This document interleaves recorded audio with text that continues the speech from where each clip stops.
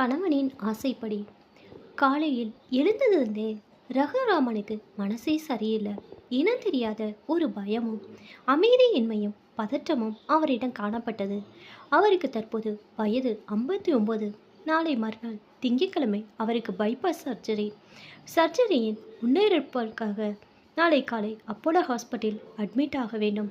போன வாரம்தான் ஆஞ்சியோ செய்யப்பட்டு 70% அடைப்பு என்றார்கள். கடந்த 5 வருடங்களாக டயபெட்டிஸ் வேறு இருப்பதால் சர்ஜரியின் போது இறந்து விடுவோமோ என்கிற மரண பயம் அவரை ஆட்கொண்டது. ரகுராமன் சென்ற வருடம் வங்கி பணியிலிருந்து ரிட்டையர்ட் ஆனவர். அவருக்கு எல்லாமே மனைவி காயத்ரி தான். அவள் இவருடன் இல்லாத தருணங்களில் தவித்து போய்விடுவார். காயத்ரி மிகவும் துடிப்பானவள். தன் கையில் வைத்திருக்கும் லேட்டஸ்ட் ஸ்மார்ட் போன் மூலமாக அனைத்தையும் கெட்டிக்காரத்தனமாக முடித்து கொள்பவள். ஒரு மகள் ஒரு மகன், இருவரையும் நன்கு படிக்க வைத்தார். காயத்ரியிடம் அவர் அடிக்கடி கல்வி ஒன்றுதான் நம் குழந்தைகளுக்கு நாம் விட்டு செல்லக்கூடிய அழியாத செல்வம், மற்ற செல்வங்கள் அனைத்தும் அழிந்துவிடக்கூடியவை என்று சொல்வார். மகள் சுகன்யா மூத்தவள் தஞ்சைக்கு அருகில் உள்ள சாஸ்தா கல்லூரியில் இன்ஜினியரிங் படித்துவிட்டு தொடர்ந்து MBA படித்தாள். தற்போது அம்னஸ்டி இன்டர்நேஷனல் நியூஜெர்சியில் பணிபுரிகிறாள். வயது 27. மிகவும் தைரியமானவள். இன்னமும் திருமணமாகவில்லை. மகன் ஸ்ரீராம் அண்ணா யூனிவர்சிட்டியில் கம்ப்யூட்டர் சயின்ஸ் படித்தான். 2 வருடங்களுக்கு முன்பு IT கம்பெனியில் தன்னுடன் வேலை பார்த்த தன்னை விட வயதான யமல்டா என்கிற கிறிஸ்துவ பெண்ணை காதலித்து பெற்றோர்களின் சம்மதமில்லாமல் தேவாலயத்தில் திருமணம் செய்து கொண்டான். அதனால் உண்டான மன வருத்தத்தினால் தற்போது அவனுடன் பேச்சுவார்த்தை கிடையாது. இதே சென்னையில் நங்கநல்லூரில் குடியிருக்கிறான். திருமணத்திற்கு பிறகு மின்னஞ்சல் மூலமாக ஒரு கடிதம் எழுதி தன் வீட்டு முகவரியை தெரியப்படுத்தினான். அதோடு சரி, தன்னிடம் வேலை பார்க்கும் டிரைவர், வீட்டில் வேலைக்காரர்கள், ஏன் தெருவில் வண்டி தள்ளி கொண்டு வந்து இஸ்திரி போடுவோம் என அனைவரின் குழந்தைகளையும் ரகுராமன் தான் பள்ளிக்கும் கல்லூரிக்கும் பணம் கட்டி படிக்க வைக்கிறார். யூனிஃபார்ம், ஷூ எடுத்து தருகிறார். இவர் உதவி செய்த குழந்தைகள் பலர் நன்கு படித்து இன்று நல்ல வேலையில் இருக்கிறார்கள். ரகுராமன் வங்கியில் சீஃப் மேனேஜராக பணிபுரிந்த போது தனக்கிருந்த அதிகாரத்தை பயன்படுத்தி ஏழை மாணவர்களின் வரப்பிரசாதமான கல்வி கடன் திட்டத்தை நேர்மையாகவும் விரைவாகவும் செயல்படுத்தி நன்கு கல்வி பயிலும் அடித்தட்டு மாணவர்களின் உயர்கல்விக்காக முனைந்து செயல்பட்டார். தன் அதிகாரத்திற்கு உட்பட்ட அனைத்து உதவிகளையும் கல்விக்காக உற்சாகத்துடன் செய்தார். ரகுராமன் மூலம் உதவி பெற்று கல்வி கற்ற பெரும்பாலோர் தாங்கள் ஒரு நல்ல நிலையை அடைந்தவுடன் மற்ற ஏழை மாணவர்களை படிப்பிற்காக தொடர்ந்து உதவி செய்து அவர்களின் வளர்ச்சியில் பெருமிதம் கொண்டார்கள். அவரது முயற்சியால் நல்ல காரியங்கள் ஒரு சங்கிலி தொடர் போல் அடுத்தடுத்து சத்தமில்லாமல் உணர்வுபூர்வமாக நிகழ்ந்து கொண்டிருக்கின்றன. தன்னை பொறுத்தவரை ஒரு பொறுப்புள்ள சமூக பிரஜையாக ஒரு நல்ல குடும்ப தலைவனாக வாழ்ந்துவிட்ட திருப்தி இருந்தாலும் இறப்பு என்பது இந்த உலகத்திலிருந்து ஒரு நிரந்தர பிரிவு. 59 வயது என்பது இறப்புக்கான மிகவும் சின்ன வயதுதானே என்று ஏங்கினார். அவரது எண்ணங்கள் வாழ்க்கையில் தான் கடந்து வந்த எல்லா மாற்றங்களையும் தொடர்ந்து அசை போட்டன. வாழ்க்கையில் தான் கடந்து வந்த எல்லா மாற்றங்களை தொடர்ந்து அசை போட்டன. அடுத்தடுத்த சம்பவங்களின் கோர்வைதான் வாழ்க்கை. அதில் பெரும்பாலான நிகழ்வுகளை நம் சுயநலத்தையும் அப்போதைய நம் தேவைகளையும் ஒட்டியே அமைந்து கொள்கிறோம். எல்லா உறவுகளும் நட்புகளும் நம் தேவைக்காக மட்டுமே தொடர்கின்றன. தற்போதைய உறவுகளின் அன்பு, பாசம், வாஞ்சை, அனுசரித்தல், பொறுமை, விட்டு கொடுத்தல் போன்றவைகள் அர்த்தமற்று போய்விட்டன என்று நினைத்தார். ரகுராமிற்கு தன் மனைவி குழந்தைகளின் ஞாபகம் வந்தது. சர்ஜரி முடிந்ததும் வந்து பார்க்கிறேன் என்று நேற்றைய ஸ்கைப் உரையாடலில் சுகன்யா தெளிவாக சொல்லிவிட்டாள். காயத்ரி காலையிலேயே எழுந்து குளித்துவிட்டு ரகுராமனுக்கு சமைத்து வைத்தாள். பிறகு அவரை தனிமையில் விட்டுவிட்டு டி நகரில் உள்ள பெருமாள் கோவிலுக்கு திங்கட்கிழமை ஓப்பன் ஹார்ட் சர்ஜரி நல்லபடியாக நடக்க வேண்டுமே என்று வேண்டிக் கொள்ளதானே காரை ஓட்டி கொண்டு சென்று விட்டாள். காயத்ரியின் சுக்க வைக்கும் அபரிதமான அழகையும் நல்ல பண்பையும் புத்திசாலித்தனத்தையும் சுறுசுறுப்பையும் நினைத்து பார்த்த ரகுராமனுக்கு தான் அவளை விரட்டி விரட்டி காதலித்து திருமணம் செய்து கொண்டது மிகவும் சரியே என்று தோன்ற தனக்குள் சிரித்து கொண்டார். சற்றென்று அவருக்கு தான் ஸ்ரீராமிடம் பேசினால் என்ன என்று தோன்றியது. தன்னுடைய சர்ஜரியின் போது ஒருவேளை தனக்கு ஏதாவது ஆகிவிட்டால் அவனிடம் தனக்கு ஆன்ஜியோ நடந்ததையும் ஓப்பன் ஹார்ட் சர்ஜரி நடக்கப் போவதையும் சொல்லிவிட வேண்டும் என்று நினைத்தாள். இன்று சனிக்கிழமை விடுமுறை தினம் வீட்டில்தான் இருப்பான். மனசு உடம்பும் பரபரக்க தன் ஸ்மார்ட் போனில் அவன் மொபைல் நம்பரை தேடி அடித்தார். சுவிட்ச் ஆஃப் செய்யப்பட்டிருந்தது. தன்னுடைய லேப்டாப்பை திறந்து 2 வருடத்திற்கு முன் அவன் அனுப்பிய இமெயிலில் அவன் முகவரியை தேடி எடுத்தார். மணி தற்போது காலை 10. உடனே ஒரு டாக்ஸி பிடித்து நங்கநல்லூர் சென்று அவனை நேரில் பார்த்துவிட்டு வந்தாள். என்ன என்று தோன்ற உடனே தன் ஸ்மார்ட் போனில் எண்களை ஊற்றி டாக்ஸியை வரவழைத்தாள். டாக்ஸி புது மாடல். தான் சிறுவனாக இருந்தபோது கார் என்றாலே அது அம்பாசிடர் அல்லது ஃபியட் தான். தற்போது எத்தனை விதமான கார்கள் விற்பனைக்கு வந்துவிட்டன என்று நினைத்து கொண்டார். டாக்ஸியில் பயணித்த போது ஒருவேளை தனக்கு பேரன் பிறந்திருப்பானோ, தன் குலக்குழந்தை இன்று கொஞ்சம் அதிர்ஷ்டம் தனக்கு வாய்க்குமோ என்று நினைத்து அந்த கற்பனை தந்த சுகத்தில் மகிழ்ந்தார். ஒரு கணம் காயத்ரிக்கு ஃபோன் செய்து தான் ஸ்ரீராமை பார்க்க போய்க் கொண்டிருப்பதை சொன்னால் அவள் மிகுந்த சந்தோஷப்படுவாளே என்று நினைத்தவர் அடுத்த கணம் கோவிலில் பெருமாள் தரிசனத்தில் இருப்பாள். இப்போது அவளை தொந்தரவு செய்ய வேண்டாம், அவள் வீடு திரும்பதும் நேரில் சொல்லி சந்தோஷிக்கலாம் என்று முடிவு செய்தார். அடுத்த 40 நிமிடங்களில் கார் நங்கநல்லூர் வந்தது.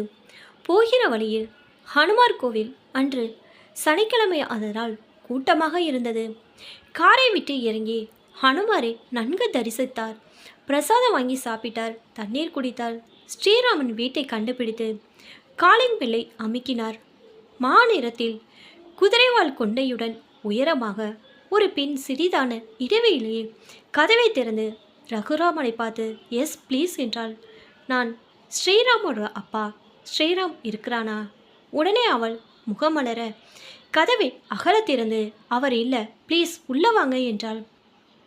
ரகுராமன் உள்ளே சென்று வரவேற்பறையில் அமர்ந்தார். சார், உங்களுக்கு தெரியாதா? அவர் இப்போ 4 மாதமா ஆஸ்திரேலியாவில் ஒர்க் பண்ணுறார். எனக்கும் விசா கிடைத்து விட்டது. அடுத்த புதன்கிழமை அவர் சென்னை வருவார். We are winding up Chennai for good and Sunday. ஆஸ்திரேலியாவில் செட்டில் ஆகிவிடுவோன். உன் பெயர்தான் எமல்டா. குழந்தைகள் ஏதாவது? இல்லை சார். உங்களுக்கு ஒரு விஷயம் தெரியாதா? அவர் எமல்டாவை மியூச்சுவல் டிவோர்ஸ் பண்ணிட்டாரு.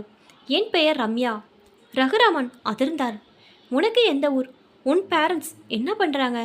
சார், என் முழு பெயர் ரம்யா ரதுங்க. நான் இலங்கையில் பிறந்து படித்து வளர்ந்தவள். அப்பா சிங்களவர், அம்மா திருச்சி பக்கம். தமிழும் சிங்களமும் எனக்கு அத்துப்படி. சிரித்தாள். உங்கள் 2 பேருக்கும் எப்போ திருமணம் ஆச்சு? இல்லை சார், எங்களுக்கு இன்னமும் திருமணம் ஆகவில்லை. என்ன, அவருக்கும் அவரை எனக்கு பிடித்திருக்கிறது. ஆஸ்திரேலியாவில் நன்றாக செட்டில் ஆனவுடன் திருமணம். அதுவரை லிவிங் ரிலேஷன்ஷிப் தான். புன்னகைத்தாள். ரகுராமன் ஆடிப்போனார். ஒருவேளை அவனுக்கு உன்னை பிடிக்காமலையோ அல்லது உனக்கு அவனை பிடிக்காது போய் இந்த திருமணம் நடக்காமல் போனால்? ஸோ வாட் சார், நாங்கள் ஒரு நல்ல புரிதலுடன் பிரிந்து விடுவோம். விசா, பாஸ்போர்ட் எல்லாம் தனித்தனியாக தான் இருக்கிறது. ரகுராமனுக்கு தலையே சுற்றியது. ரம்யா மிக இயல்பாக, சார் உங்கள் மொபைல் நம்பர் கொடுங்க, நான் என் நம்பர்லேருந்து மிஸ்டு கால் தரேன், அப்புறம் அவரோட புதிய நம்பரையும் தரேன், நீங்கள் எங்கள் 2 பேர் நம்பரையும் சேவ் பண்ணிக்கங்க என்றாள். ரகுராமன் ஏண்டா இங்கே வந்தோம் என்று நினைத்து கொண்டார். உடம்பு படப்படுத்தது. அவளுக்கு பதில் சொல்ல தோன்றாது. சோர்வுடன் அமர்ந்திருந்தார். ரம்யா அவர் அருகில் வந்து மிக அன்புடன் அவருடைய மொபைலை கேட்டு வாங்கி அதில் தன்னுடைய நம்பரையும் ஸ்ரீராமின் நம்பரையும் கவனமாக சேமித்தாள். அவரிடம் மொபைலை திருப்பி கொடுத்து எப்போ வேண்டாலும் எங்களுக்கு ஃபோன் பண்ணுங்க சார் என்றாள். சார், நான் காஃபி போட்டு தரேன்.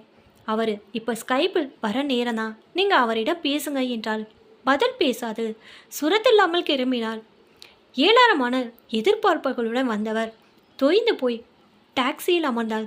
தன்னுடைய வம்சமானது ஜாதி, மதம், மொழி, இனம், தேசங்களை தாண்டி போவதை எண்ணி நொந்து கொண்டார். தான் ஒரு நல்ல தகப்பனாக இருந்து மகனை ஒழுக்கத்துடனும் கண்டிப்புடன் வளர்க்கவில்லையோ என்று நினைத்து வேதனைப்பட்டார். குழந்தைகளின் கல்வியில் காட்டிய அக்கறையை மற்ற நல்ல விஷயங்கள் காட்ட தவறிவிட்டமோ என்று வெக்கினார். மதியம் 2 மணிக்கு வீட்டை அடைந்தவர் பூஜை அறையில் தான் வணங்கும் அகிலாண்டேஸ்வரி அம்மன் படத்தின் முன்பு நின்று கதறி அழுதார். 1 மணிக்கு காயத்ரியிடமிருந்து ஃபோன் வந்தது. தனக்காக காத்திருக்க வேண்டாம் என்றும் சுகர் இருப்பதால் நேரத்துக்கு சாப்பிட்டு விடும்படியும் காலையில்தான் சமைத்து வைத்ததை மைக்ரோ ஓவனில் சுடவித்து சாப்பிட சொல்லிவிட்டு மெயின் டோரை லாக் செய்து கொள்ளுமாறும் தன்னிடம் இன்னொரு சாவி இருப்பதாகவும் சொன்னாள். ரகுராமன் சாப்பிடவில்லை. மனது சரியில்லாததால் அவருக்கு சாப்பிட பிடிக்கவில்லை. இடது தோள்பட்டையில் மேலிருந்து கீழாக ஷாக் அடிப்பது போல் வலி எடுத்தது. வியர்த்து கொட்டியது. வெதுவெதுப்பான வெந்நீர் போட்டு குடித்தார். படுக்கையிற்கு சென்று மெதுவாக படுத்து கொண்டார். தன் மகனை பற்றி நினைத்து வேதனையில் துடித்தார். அது எப்படி ஒருத்தியை காதலித்து மணந்து 2 வருடங்களுக்குள்ளாக அவளை பிரிந்து மறுபடி இன்னொருத்தியுடன் அது என்னது? லிவிங் ரிலேஷன்ஷிப்பா? அது என்ன கன்றாவியோ? நல்ல வேளையாக காயத்ரிக்கு தான் அவனை தேடி போனும் தெரியாது. உண்மை தெரிந்தால் எவ்வளோ வருத்தப்படுவா.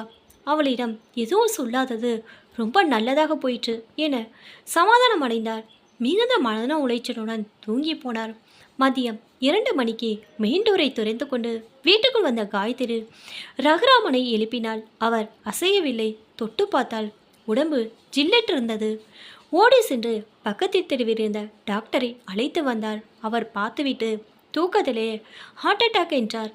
காயத்ரி பதட்டத்துடன் மகன் ஸ்ரீராமனின் பழைய மொபைல் நம்பருக்கு டயல் செய்தாள். சுவிட்ச் ஆஃப் என்றது. அடுத்து அவசரமாக மகள் சுகன்யாவுக்கு ஃபோன் செய்தாள். அம்மா, நீ பதட்டப்படாத. முதல்ல ஸ்ரீராமுக்கு எப்படியாவது மெசேஜ் சொல்லிடு. சித்தப்பா பெரியப்பா எல்லோருக்கும் ஃபோன் பண்ணி சொல்லிடு. நீ இன்னைக்கு ராத்திரி தனியாக இருக்காத. துணைக்கு அடுத்தாத்து மங்களம் மாமியை கூட்டி வச்சுக்கோ. முக்கியமாக உடனே ஸ்டான்லி மெடிக்கல் காலேஜுக்கு ஃபோன் பண்ணி அப்பா இஸ் நோ மோர்னு சொல்லிட்டு அப்போலோ ஹாஸ்பிட்டலுக்கும் மறக்காமல் சொல்லிடு. அப்பா நாளைக்கு அட்மிட் ஆவார்னு அவள் காத்துட்டு இருப்பா. நான் ஏற்கனவே ஆப்ரேஷனுக்கு அப்புறம் அப்பாவை பார்க்கணுன்னு டிக்கெட் புக் பண்ணதுனால அடுத்த வாரம் அங்கே வந்துடுவேன். எனக்கு அப்பா முகத்தை உடனே பார்க்கணும். நான் ஃபேஸ் டைமில் இப்போ வரேன். எனக்கு அப்பாவை காமி என்றாள். காயத்ரி மிகுந்த வேதனையுடன் ரகுராமனை தன் மகளுக்கு ஃபேஸ் டைமில் காமித்தாள். அன்று இரவு முழுவதும் பக்கத்து வீட்டு மங்களமாமி காயத்ரியுடன் இருந்தாள். அடுத்த நாள் ஞாயிற்றுக்கிழமை காலை ரகுராமனின் உடல் கூடத்தில் தரையில் கிடத்தப்பட்டிருந்தது. உறவினர்கள் வருத்தத்துடன் கூடியிருந்தனர். காயத்ரி ஒரு அமைதியான சோகத்துடன் ரகுராமனின் முகத்தையே ஏக்கமாக பார்த்து கொண்டிருந்தாள். அடிக்கடி அவரின் தலைமயிரை கோதினாள். ரகுராமனின் இறப்பை கேள்விப்பட்டு அவர் உதவியினால் கல்வி பயின்றவர்கள் அவர்களின் பெற்றோர்கள் உறவினர்கள் என ஒரு பெரிய கூட்டமே திரண்டு வந்து அவருக்கு இறுதி மரியாதை செலுத்தியது. ரகுராமனின் மூத்த சகோதரர் ராஜாராமன், இப்போவும் நிறைய நேரம் இருக்கு, பாத்தியாருக்கு சொன்னா உடனே வந்துடுவா. சாஸ்திர முறைப்படி என் தம்பிக்கு ஈமகிரிகளை செஞ்சிடலாம் என்று குரலை உயர்த்தினாள். காயத்ரி குரலில் கண்டிப்புடன் மிகவும் தெளிவாக, வேண்டவே வேண்டாம். 33 வருஷம் அவரோட நான் குடும்பம் நடத்தியிருக்கிறேன். அவரோட ஆசைப்படி தான் எல்லாம் இங்கே நடக்கணும். உயிரோடு இருந்தப்ப எத்தனையோ பேர் கல்வி கற்பதற்காக ஏகப்பட்ட உதவி செய்தார். இப்போ இறந்த பிறகும் மருத்துவக் கல்லூரி மாணவர்களின் கல்வி பரிசோதனைகளுக்காக உதவும் வகையில் தன் உடலையே 10 வருஷத்துக்கு முன்னாலேயே எழுத்து மூலமாக பதிவு செஞ்சு வச்சுட்டாரு. அதில் ஸ்ரீராமும் சுகன்யாவும் நானும் முழு சம்மதத்தோட கையெழுத்து போட்டிருக்கோம். ஸ்டான்லி மெடிக்கல் காலேஜுக்கு நேற்று சாயங்காலமே நான் ஃபோன் பண்ணி சொல்லிட்டேன். மத்தியானம் 1 மணிக்குள்ள ஆம்புலன்ஸ் வண்டி வந்துடும் என்றார். ராஜாராமன் அடங்கி போனார். 1 மணிக்கு மெடிக்கல் காலேஜிலேருந்து ஆம்புலன்ஸ் வந்து நின்றது. உடனே அங்கு அமானுஷ்யமான அமைதி நிலவியது. ஆம்புலன்ஸ்லேருந்து இறங்கிய 3 பேர் ஒரு பெரிய பளபளப்பான அலுமினிய பெட்டியை வீட்டுக்குள் கொண்டு வந்து அதை திறந்தனர். உள்ளே இருந்த நீளமான பாலித்தீன் கவரை பிரித்தனர். கவரின் உள்ளே வெள்ளை நிற கெமிக்கல் நிறம் பூசப்பட்டிருந்தது. ரகுராமனின் உடலை அதற்குள் கவனமாக திணித்து ஜிப்பை சட்டென இழுத்து மூடினார். பத்திரமாக அலுமினிய பெட்டிக்குள் வைத்து பூட்டினார். அவருடைய சடலத்தை பெற்றுக்கொண்டதற்கான அத்தாட்சியாக சில பேப்பர்களை ஒப்பமிட்டு ஷீல் வைத்து காயத்ரியிடம் கொடுத்தனர். ஆம்புலன்ஸில் அலுமினிய பெட்டியை ஏற்றிக்கொண்டு கதவை அடித்து சாத்தினர். வாழ்க்கையில் எண்ணற்றவர்களுக்கு கல்வி கற்க உதவி செய்த ரகுராமன் தற்போது தன் உடலையே கல்விக்காக அர்ப்பணித்து தன் இறுதி பயணத்தை கம்பீரமாக தொடங்கினார். காயத்ரி வாசலுக்கு வந்து ஆம்புலன்ஸ் தெருமுனை திரும்பும் வரை சோகமாக பார்த்து கொண்டிருந்தாள். பின்பு வீட்டினுள் வந்து துக்கம் தாங்காமல் வெடித்து அழுதாள்.